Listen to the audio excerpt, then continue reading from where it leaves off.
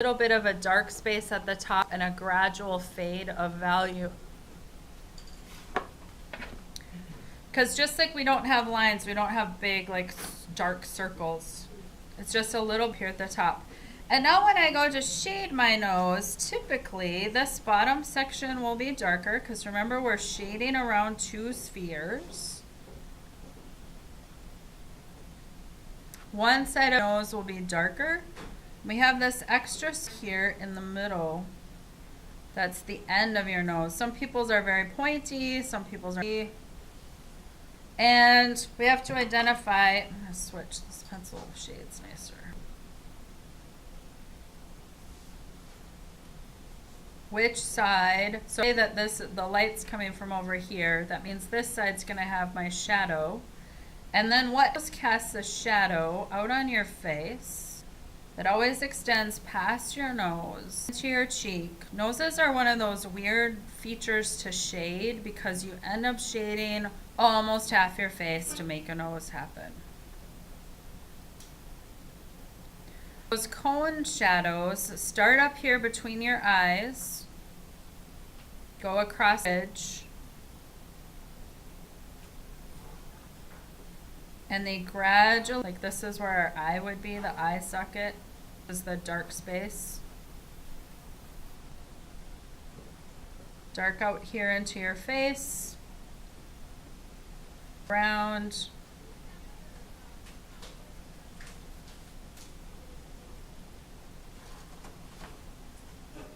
so you can see how quickly that's to feel three-dimensional when we think about it in terms of just the basic shapes. I'm going to leave a little bit of light, but this side will also be shaded.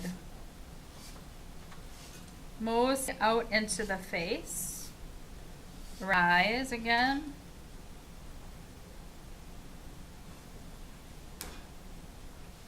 Out here around this nostril, where this shadow will be a little more pronounced. We'll have a little shadow out here.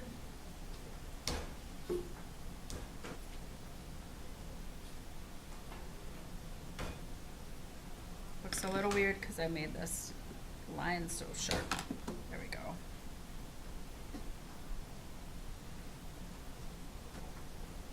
And ta-da, we have a nose. So you can see it's all shadow. And those shadows connect. Noses, like I said, when we get to that in our portrait, or even as I shaded up here, noses start here between the eyes. They continue here all along the cheek. They push past this space, so they start out into most all parts of your face.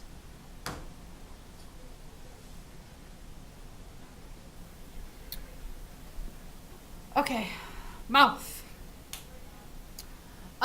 We'll talk about mouths two ways. So the biggest challenge when we draw a portrait is a lot of times we end up either wanting to just do one line for our mouth, or we have this happen where we're smiling, and the temptation is to do this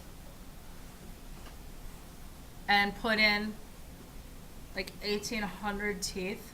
This is 2, 4, 6, 8, 10, 12, 14, 16. That's 18 teeth that I can see in this smile. Teeth you have in your mouth right now? 30 or 32. Do you know how many you can see when you smile? Any guesses? Between 4 and 8 only. Okay, so we only see this part of our mouths. We see, this is 1, 2, 3. I see 6 teeth and maybe the little bit of the top. Okay, so if you ever want to do this to a face that you're drawing, it looks really funky. This is this is like the Salium bugs, like slug brother. Okay, you could give them antennas and eyes. Or the other thing people want to do is they just want to do like smiley face style. Your mouth is more complicated than that. Your mouth has at least 3 lines because you have a top and a bottom. Okay, so in order to draw, we're going to talk about mouth with teeth and mouth without teeth. I'm going to start without teeth. It's just natural resting position. There will be a slight dip in the center. It will curve down and then back up.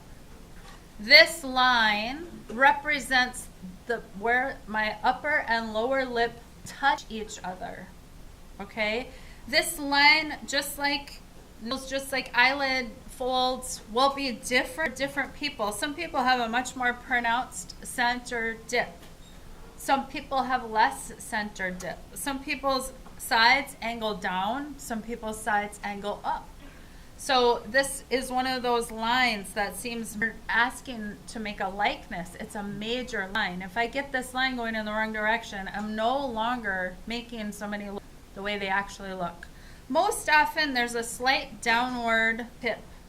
And that has to do with, we go to our friendly skull. Your lips arch around your teeth. So your lips are curved in two directions.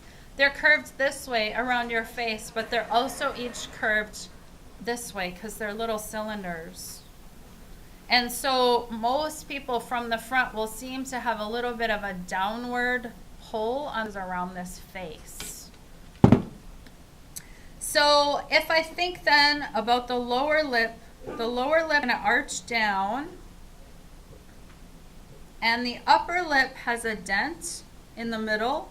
And that comes at the bottom, like if we go up here to the nose, we have this little dent under this little cleft between our nose and mouth.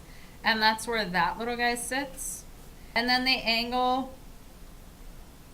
this way, okay? Closed lips. If we think about lips in terms of their shape, there is a sphere in the middle here, and this is two cones. So we have a sphere in the middle, two cones on either side, and then is sort of the same. It's kind of a big elliptical here and two cones. I want to think about shapes. That's inside your lips. Your lips, if we go back out here to this guy, your upper lip angles out and in, and in. Okay, because of this out and in, right? Your upper lip is always going to be a lip because it's always in shadow. It's always on the down. It's always under. It's under your nose and it's under itself. Your lower lip will always be lighter because it sticks out and into the light. So if we think about that and think about these shapes that are here, I will tend to have a bit of a lighter spot in the center of my upper lip. My upper lip will always be darker than the lower lip. And typically, outer edge just sort of fades out into the face. Your lip is just skin than the rest of your face. It can be a little lighter than your face. It can be a little darker than your face. There's never a line out here. Just like there's not a line on your nose, there's never a line out here on your lip either. Sometimes it's darker, sometimes it's not. Now your lower lip will be darker edge, just like your upper lip, and then it quickly gets lighter. A lot of times this is where there'll be some shine or a little bit of texture. So you can see I'm going to shade kind of using up and down a little bit. There will then always be a shadow underneath, right here, underneath your lip. Because remember, your lower lip sticks out, makes this little patch of shadow right here underneath it. And that little patch of shadow goes into your chin. Your chin is also a sphere, so there is a dark patch here just before it lightens up around your chin, okay? So that's closed lips. Lips with teeth. When you smile, your lips pull back and your face goes, smiling makes your whole face go up and your lips pull back. So your lips will look thinner and wider because it's shoved up against your teeth. That upper lip, it won't have this little dent anymore.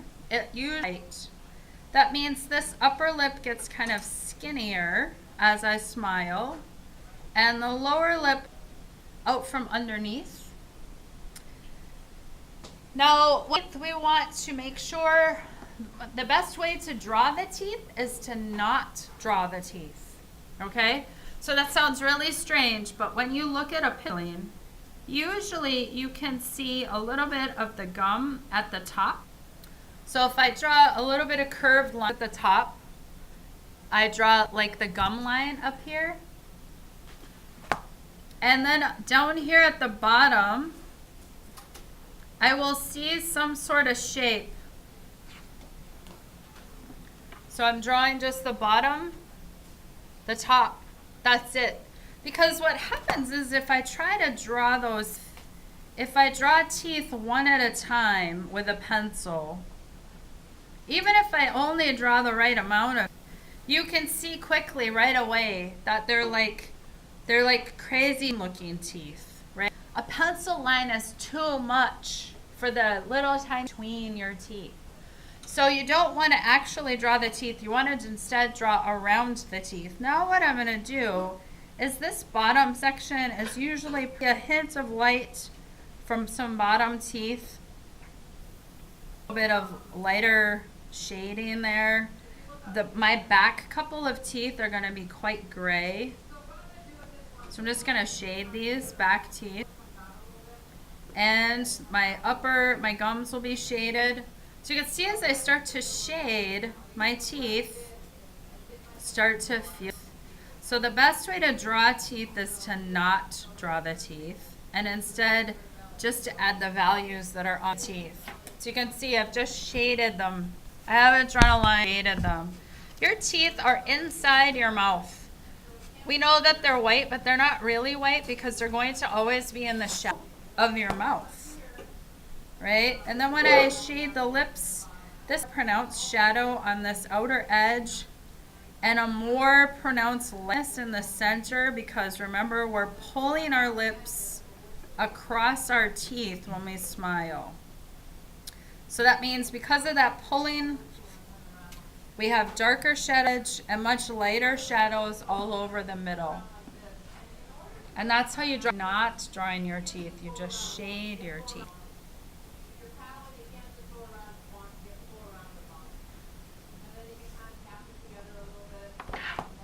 Okay. Almost all of our facial features can be lit up with geometric shapes, and those geometric shapes are going to guide some of the shading. We also have to think about human physiology in a face because it's kind of what guides what we all look a little bit. And we have a lot of common, like, we will talk more hair, we still have hair. We'll talk more about hair when we actually do portraits because we don't have to do any hair for this next bit. What I'm going to do is now we're going to switch to next sheet in your sketchbook. It doesn't matter if it's on the back or the next page. And you're going to use a ruler to make a really light 1-inch grid in both directions. So I'm not going to use my shading pencil. I'm just going to use my regular pencil. And I'm going to make a mark 1 inch in both directions. So I'm making like a sheet of 1-inch graph paper in my sketchbook. I am then going to give you a sheet. So you guys don't have to grab rulers just yet. I'm going to have you start this in a second.